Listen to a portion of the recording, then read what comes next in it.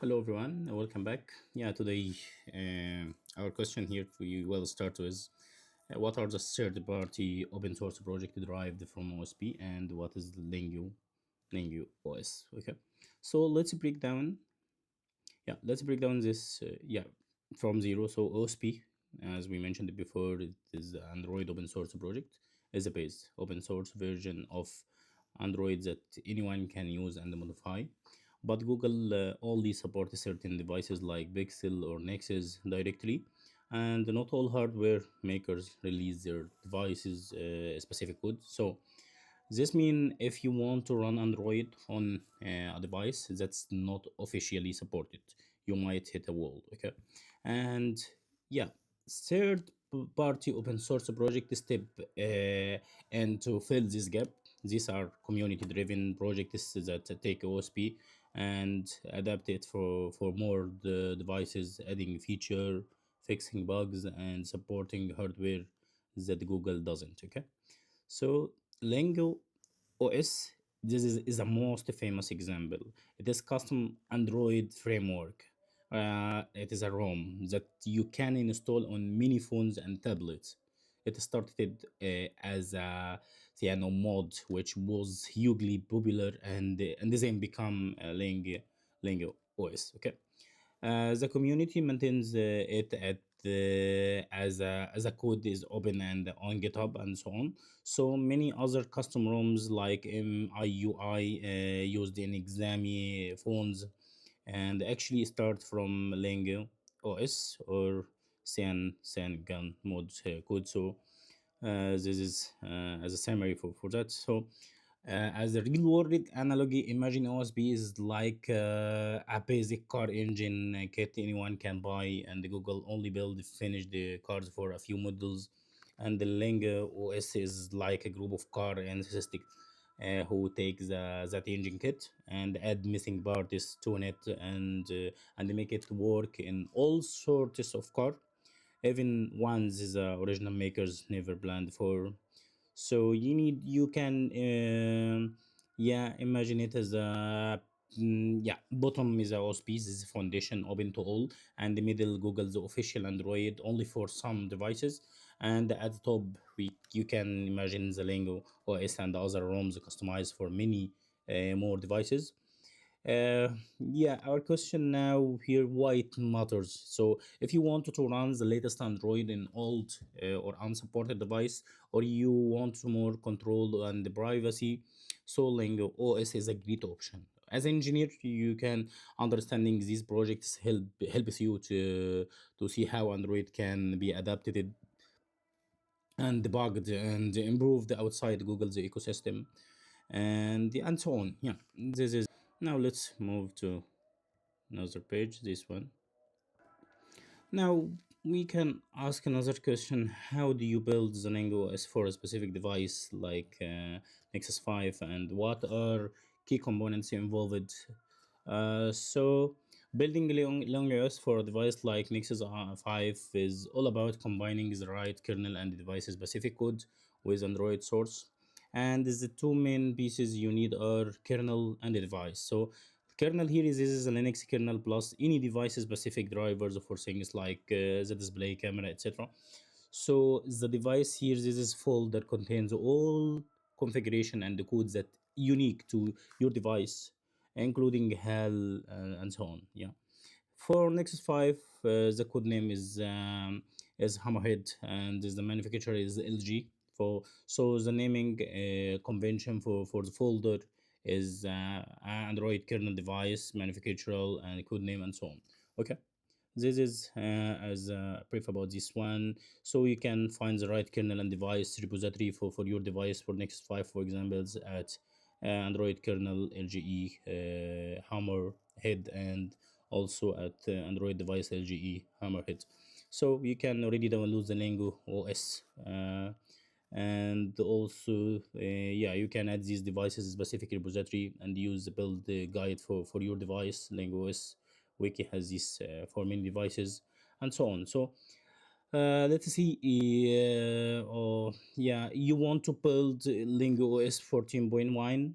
Android 7.1.1 for Nexus 5. Yeah, you can clone the main LineageOS source and clone the kernel repo and clone the device repo. Then follow the build guide for Hammer head on the LineageOS wiki and build the image and flash it in your device. This is already the steps, and you can imagine building a custom Lego car. The kernel is like an engine and wheels must fit your car model, and the device folder is instruction manual and special pieces for your car.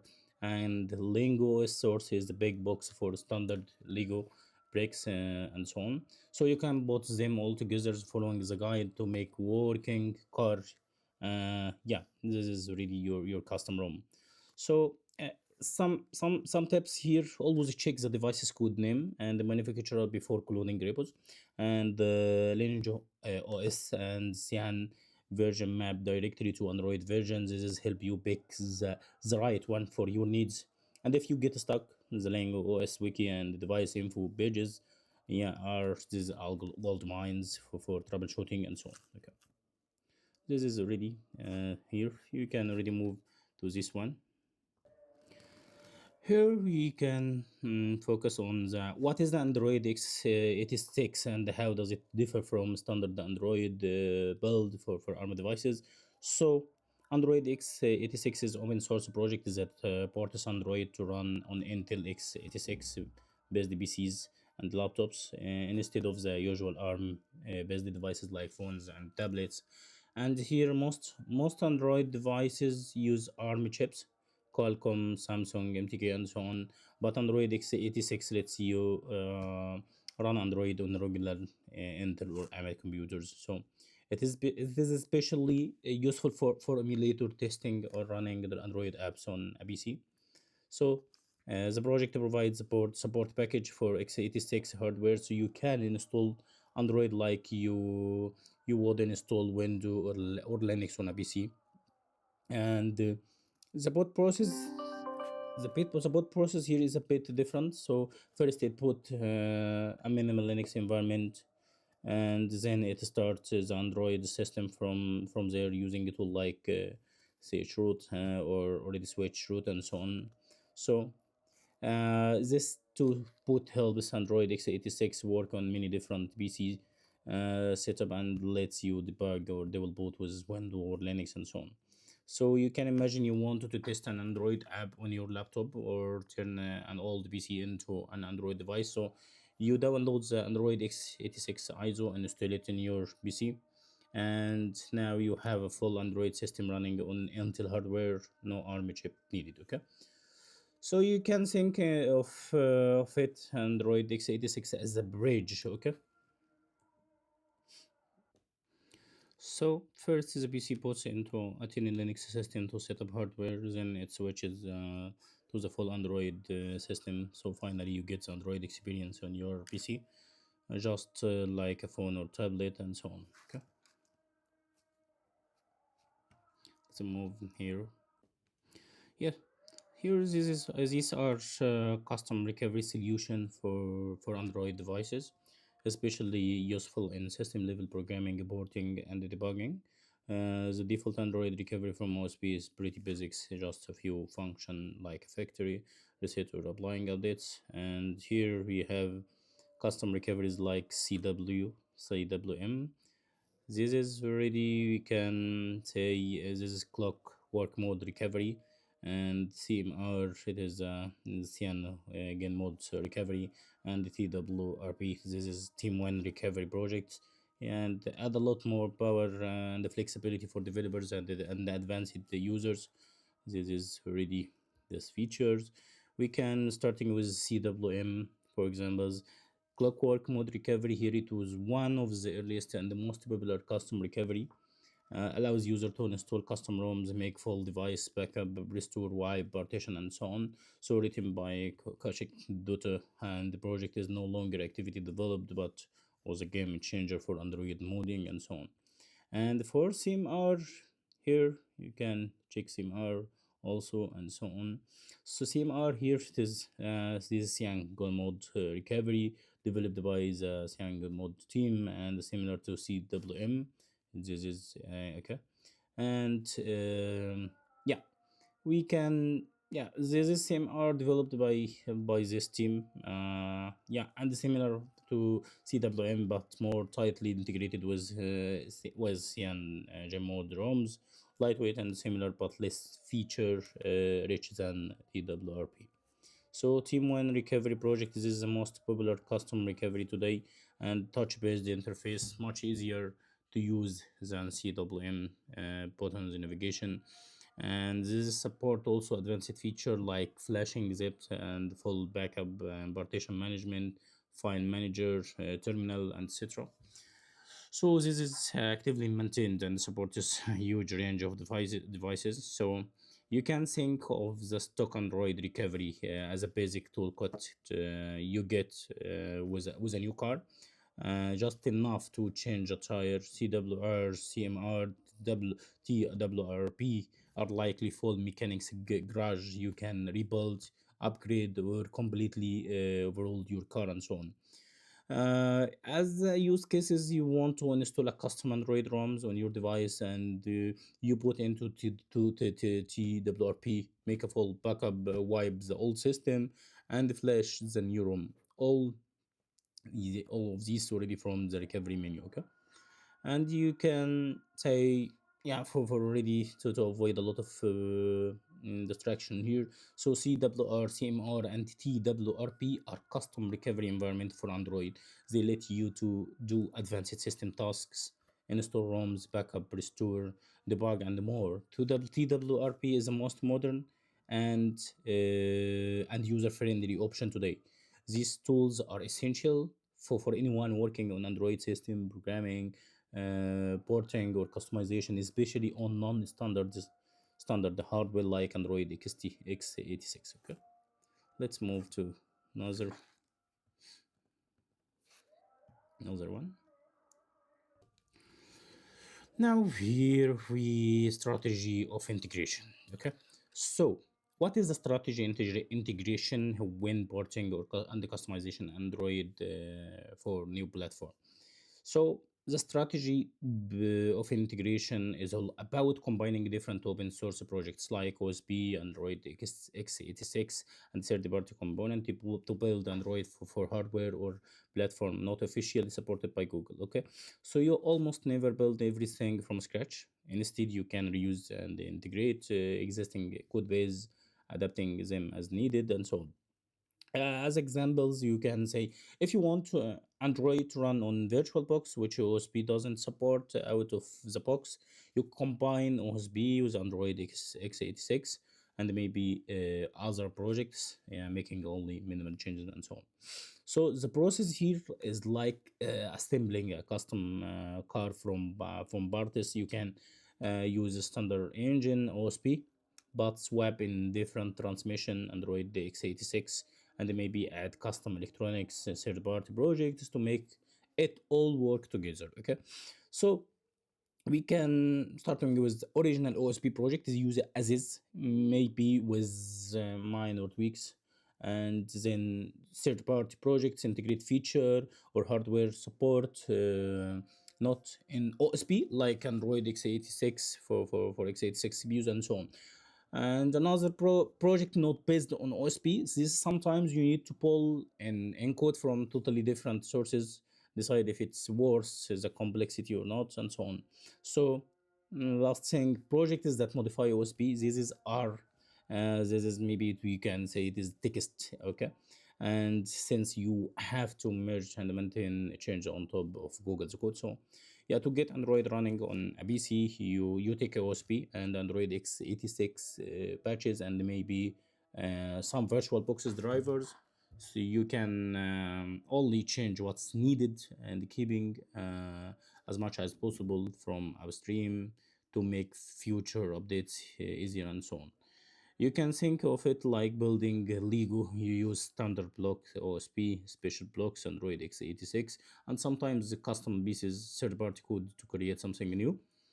So you can integrating, as already you can say, as already for wrap up, you can integrating integration here, you can say, is the art of combining, not reinventing and so on. The goal is to minimize the changes and maximize the reuse and keep things maintainable. And the approach is key for porting Android to new hardware, especially in automotive and embedded systems and so on. Okay, let's move to something another, the strategy of integration. Yeah, this is our virtual hardware reference platform. Okay. Yeah. Our question here: what are virtual hardware reference platform in Android? Yeah, we can say it is are like pretend phones or tablets that run on your computer, and they let developer build and test Android without needing a real device. Think of it like a video game and driving simulator for cars. You can all try things out before making a real car. Android comes with an emulator virtual device that act like a fake phone, and the companies uses this fake phones to add new feature and fix bugs before real phones are ready.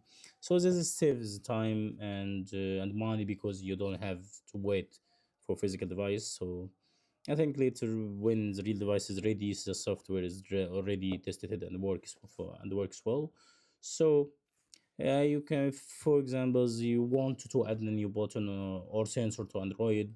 You test it first and later. So the pretend phone on your device, if it works, you put it in real phones. Yeah. Let's move to another. Yes, here introduction to ranchu. Okay. So yeah, our question here: what is ranchu in the context of Android emulation, and why was it introduced, and so on. So let's start from there. When you want to run Android in your computer, not on real phone, you use an emulator. The emulator needs to pretend to be real hardware, so Android can run as if it is on a real device. Okay. Before Android 5.0 Lillipop, most emulators used the virtual hardware model called goldfish for 32-bit ARM CPU. So when Android started uh, supporting 64-bit CPU ARM V8A, I think, yeah, as there weren't many real 64-bit Android devices available for developers to test on.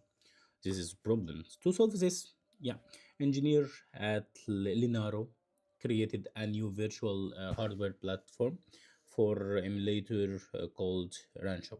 Okay, this let developer test a 64-bit Android on their computer, even if they didn't have real 64-bit devices. Okay, so Rangeware is just name for this new virtual hardware model, and it is used by the emulator to mimic 64-bit ARM device. So in practice, when you launch 64-bit Android emulator, it loads a special kernel. This is a special kernel image. This is kernel Rancho that works with this virtual hardware. As the examples, you can imagine you are building an app that needs to work in new 64-bit Android phones, but you only have a laptop.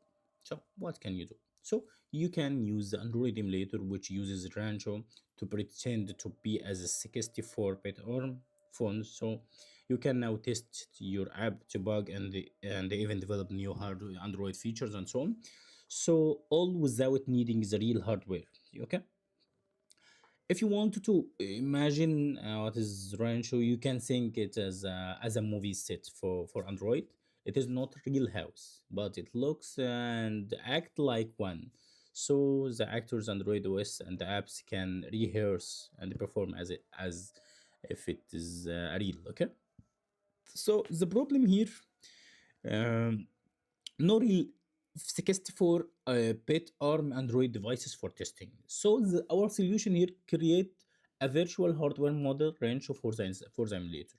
So our result here, developers can test and develop for 64-bit Android on their PCs and so on. If you look in Android SDK images, you will see two kernel images, kernel Cameo for Goldfish and the kernel Rancho for Rancho. So the emulator picks the right one based on the virtual hardware it is emulating. Okay, this is yeah the topic of Rancho. Okay, So here we can, okay, here we can notice the difference between Rancho and the Goldfish in Android emulator, and how does Rancho improve emulation. This is already the last topic today for chapter 1. Yeah, so we can, yeah, let's start from beginning. Goldfish and Rancho are both virtual hardware platform used by Android emulator to mimic real Android device hardware. Goldfish is the older platform, mainly for 32-bit ARM device, and Rancho is the newer platform designed for 64-bit ARM and x86, okay, with better performance and more modern features. So the difference here between Rancho uses a newer QEMU version, okay, and is less dependent on old Goldfish specific codes. So it supports VirtIO block devices, and a modern way to emulate storage like NAND and SD cards, and which means if it is faster and more reliable emulation. So and the Rancho here, it is kernel is yeah, it is built from a newer code base, Android Goldfish 3.10, yeah, branch versus Android Goldfish 3.4 branch for Goldfish. This allows Rancho to use the latest QEMU features, and they provide more accurate high performance emulation environment and so on. So this is smarter developers, because developers can test new Android feature and 64-bit apps on their PCs, if even if they don't have, as you don't have the latest hardware. Okay, so Rancho here makes it is possible. It is possible to emulate more realistic device behavior, which is critical for debugging and system device and development. Okay, so if you run an Android emulator with X or for 64-bit image, it will likely use Rancho as the virtual hardware. You can see the difference by checking which kernel image is loaded, kernel Rancho versus kernel Goldfish. Okay, so here we can say, yeah, imagine Goldfish as an old car simulator and the God for basic driving, but missing modern feature. Rancho here is a like new racing game simulator, faster, more realistic, and support the latest car and tracks. So the text also mentioned, yeah, here as you see, already mentioned virtual based emulator like Gemotion, and this is already used as a different virtualization approach, but still need a virtual hardware platform like Range or Goldfish. Okay, this is already last thing here, and this is our simulation or summary, sorry. Here already, what can we say here? Let's really, yeah, reshape everything to ask is the right question here. Yeah, what is the main focus of the first chapter? Yeah, an Android introduction to Android system programming and what comes next and so on. So this is already this first chapter already give a big picture and introduction to Android system programming, explain what system level programming means in the Android world, and sets the scope of this of the book.